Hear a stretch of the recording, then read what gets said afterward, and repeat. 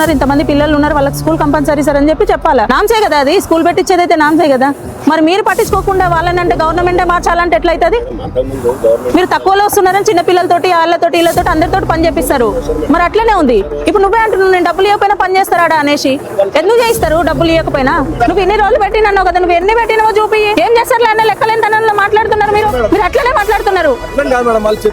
మీరేం పని చేసుకుంటారు, గవర్నమెంట్ ఏం పెడతారా? ఇప్పుడు 10 నిమిషాలు అవుతుంది. నేను అన్నట్లే ఒక ఆఫీసర్ వచ్చినప్పుడు 10 నిమిషాల నుంచి ఆ పిల్లల్ని పిలిపిమని చెప్తున్నాను. నీకు ఎంత లెక్కలేంతనం అంటే అట్లనే ఉంది.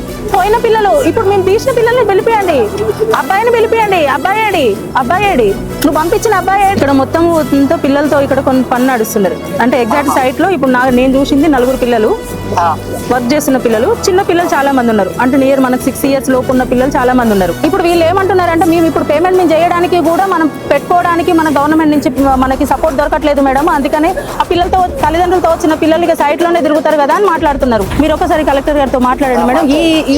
ఏంది నేను బై రోడ్ లో పోతున్నా కాబట్టి నాకు ఇక్కడ కనిపిస్తే నేను ఆగింది.